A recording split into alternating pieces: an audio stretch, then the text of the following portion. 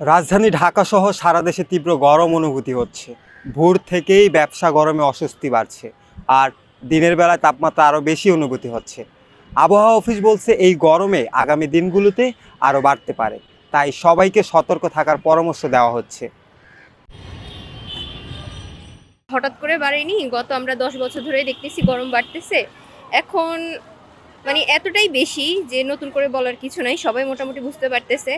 আর আমার মনে হয় যে গত বছর তাও হয়তোবা তাপমাত্রা একটু কম ছিল, বাট এবছর অনেক বেশি হচ্ছে এবং আরও বাড়বে সামনে। ঠিক আছে, জনজীবন অবশ্যই খুব খারাপের অবস্থার দিকে আছে।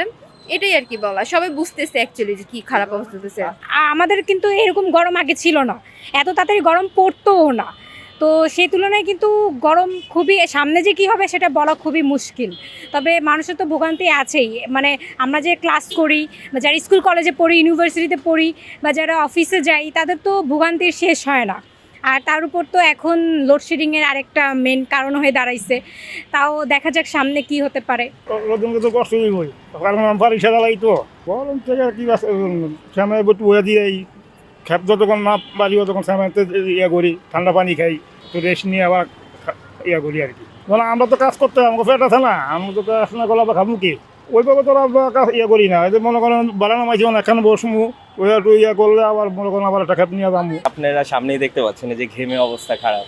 এখন আসলে গরমের সময় তো গরম পড়বে, এটা স্বাভাবিক, বাট গরমটা একটু আর কি বেশি। এবার আহামরি কিছু করা হচ্ছে না, পানিটা বেশি খাওয়া হচ্ছে, মানে পানি বেশি না খেলে আর কি ডিহাইড্রেশন হচ্ছে আর কি।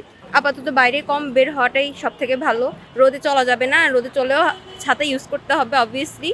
দরকার ছাড়া বাইরে ঘোরাঘুরি করা যাবে না। আপাতত গরমের জন্য এতটুকুই মানুষ করতে পারে, তার বাইরে তার কিছু করতে পারবে না। গরম থেকে বাঁচতে বলা যায় সবসময় ছাতা রাখাটা খুবই জরুরি, মানে একটু ছায়াটাও দরকার, কারণ আবার ধরেন সাথে পানির বোতলটাও রাখা খুবই জরুরি।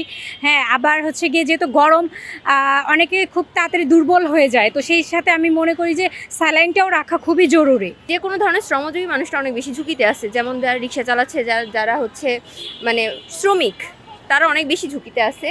বলা যায় সবাই আসলে কম বেশি ঝুঁকির মধ্যে আছে ভাইয়া। রাস্তায় যেসব যারা রিক্সা চালক থাকে বা যারা সারাটা দিন কাজ করে বাহিরে, আমি মনে করি তাদের জন্য ঝুঁকি বেশি। অতিরিক্ত তাপমাত্রা ও উচ্চ আর্দ্রতার কারণে জনজীবন কষ্টকর হয়ে উঠেছে। বিশেষ করে শিশু ও বয়স্করা বেশি ঝুঁকিতে রয়েছে। সুস্থ থাকতে বেশি করে পানি পান করুন, ওরসালাইন খান এবং প্রয়োজন ছাড়া দুপুরে রোদে বাইরে না যাওয়ার পরামর্শ দিচ্ছেন বিশেষজ্ঞরা। বিপুল আহমেদ, বিশাল, দৈনিক এদিন, ঢাকা।